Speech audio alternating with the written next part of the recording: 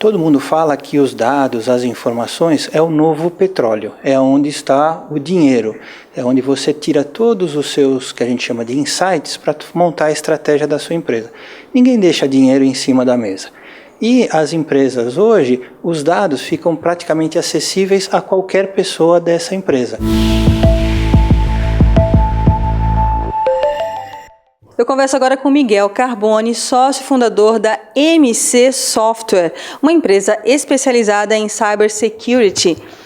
Onde está a principal ameaça, dentro da empresa ou fora?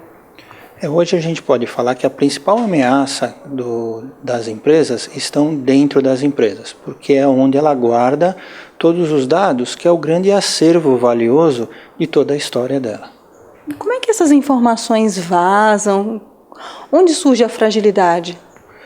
Na maioria das empresas, as informações vazam por um descontrole das áreas de TI ou inexistência das áreas de TI. Então, fazendo uma alegoria de maneira bem simplista, todo mundo fala que os dados, as informações é o novo petróleo, é onde está o dinheiro, é onde você tira todos os seus, que a gente chama de insights, para montar a estratégia da sua empresa. Ninguém deixa dinheiro em cima da mesa. E as empresas hoje, os dados ficam praticamente acessíveis a qualquer pessoa dessa empresa. Então, não se tendo controle, se vaza as informações, normalmente por funcionários ou em terceiros. Você pode dar um exemplo para a gente? Um exemplo simples, na empresa de ninguém, ou nas empresas, sempre um estagiário fala assim, descobri o salário de todo mundo. Como ele teve acesso a essa informação? É uma informação simples, mas deveria ser sigilosa. E na prestação de serviço sua, são feitos testes, há uma lista de itens básicos para testar a fragilidade de uma empresa? Sim, a primeira fase do nosso serviço a gente chama de análise de vulnerabilidade. Então a gente precisa conhecer o ambiente do cliente e deixar claro para ele aonde são os pontos vulneráveis. Então a gente faz uma análise de vulnerabilidade nos acervos, aonde o cliente guarda os dados e nas aplicações que ele dispõe para os clientes internos e externos. Com essa análise de vulnerabilidade, a gente consegue mostrar os pontos de falha que ele tem e criar um plano de ação para tentar minimizá-las. E onde geralmente as empresas elas ficam vulneráveis? Há como generalizar assim, os pontos mais fracos? Normalmente, assim, o que a gente costuma falar não existe empresa que não tenha vazamento de dados. Praticamente há vazamento de dados em 100% das empresas. Acontece em dois casos, ou a empresa ainda não sabe, não percebeu o vazamento, ou o vazamento são dados que não são importantes para ele.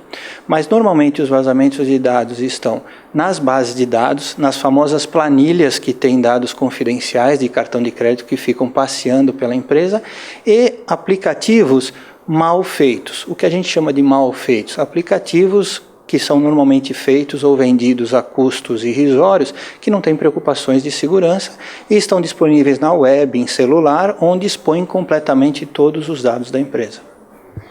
A prestação de serviço a uma empresa na área de TI mais barata, ela incorre em risco também de segurança?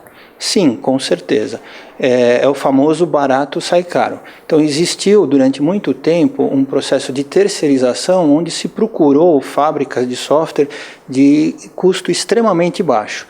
Para se atender a esse custo, se usou profissionais não tão bem qualificados ou que entregam um produto final sem comprometimento nenhum com segurança ou qualidade do código entregue. Então sim, o barato sempre sai caro. Hoje, essa mão de obra barata na área de TI encontra-se aqui no Brasil, em outros países? Na maioria, famosos os países da China e a Índia, e também temos alguns estados do Brasil onde oferece esse serviço. São as chamadas fábricas de software a custo baixo. E aí o cliente chega para você fazendo alguma reclamação, geralmente, o que ele fala? Normalmente é assim, a gente faz uma análise de vulnerabilidade e consegue achar falhas até simples para um bom técnico, né? Aí o cliente fala, não, mas espera aí, como que alguém pode fazer isso? Falei, é impossível alguém te prover segurança você provendo um ambiente de hosting a R$ 29,90 por mês ou pagando uma hora a homem, que eventualmente é mais barata que até de um motoboy. E Miguel, conta pra gente um caso emblemático de pessoa que realmente se deu mal pelo investimento indevido na questão de segurança, de TI. Nós podemos... Casos de segurança normalmente são confidenciais, mas a gente pode falar de um caso de um cliente nosso que é um grande retail e ele estava buscando tirar certificações de segurança. E o nosso primeiro passo foi fazer uma análise, como eu falei, uma análise de vulnerabilidade nesse cliente.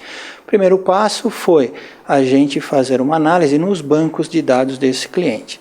Nós temos protocolos de testes, que são protocolos atualizados trimestralmente por uma unidade israelense, e a gente submete o banco de dados desse cliente a esses protocolos de teste.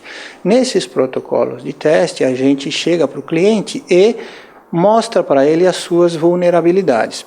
Nesse caso desse cliente, nós encontramos que a base de dados dele de cartões de crédito onde ele transacionava, ou seja, que era possível fazer venda, estavam espalhadas em 17 máquinas da empresa onde ele não sabia.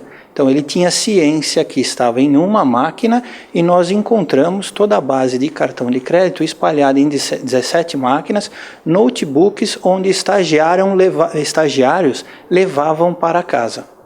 Então, não significa que houve roubo ou houve vazamento. Significa que há uma fragilidade, uma vulnerabilidade e aquela coisa, dinheiro na mesa, uma hora alguém vai roubar. Então, essa foi a primeira vulnerabilidade.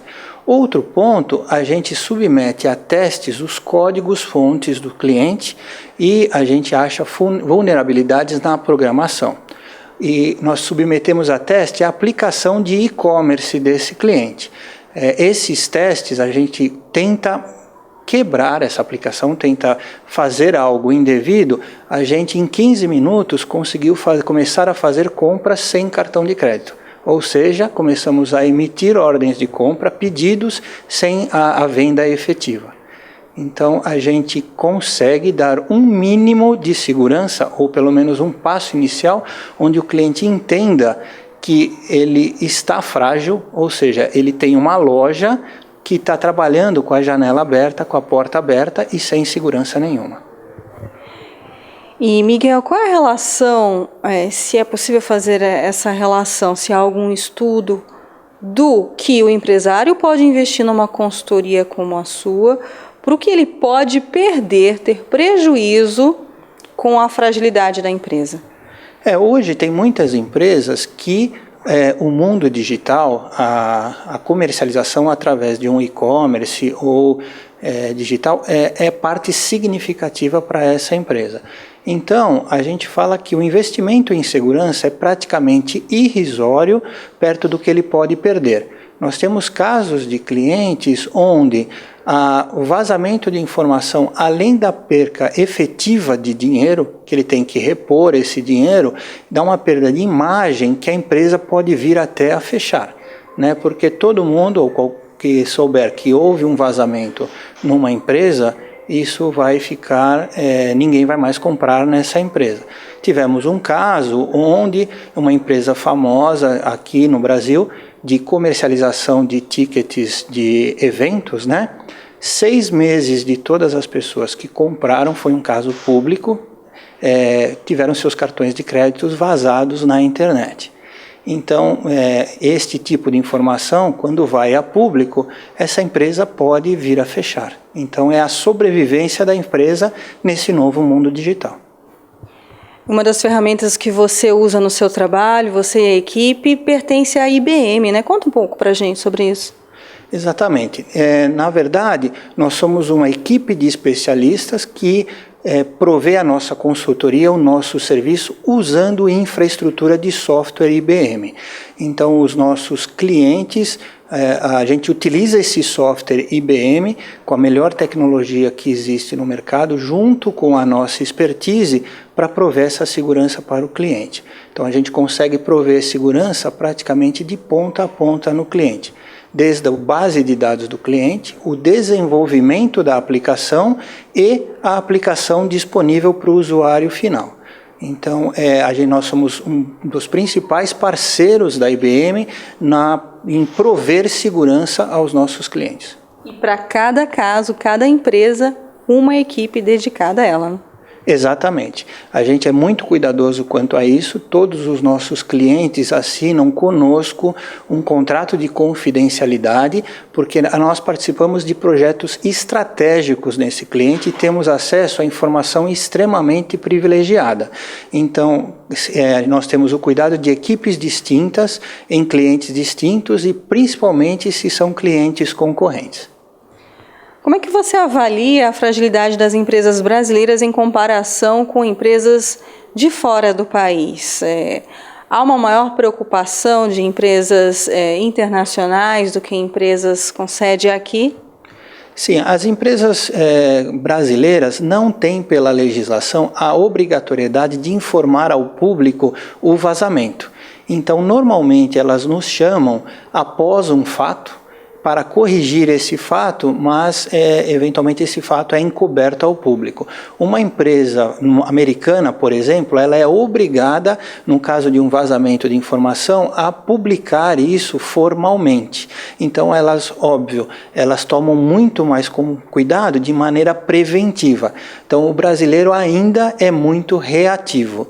As outras empresas de outros países, principalmente Estados Unidos, são mais preventivos. Miguel, muito obrigada pela sua participação aqui na Ducascope TV. Eu que agradeço, muito obrigado. Luciene Miranda para a Ducascope TV.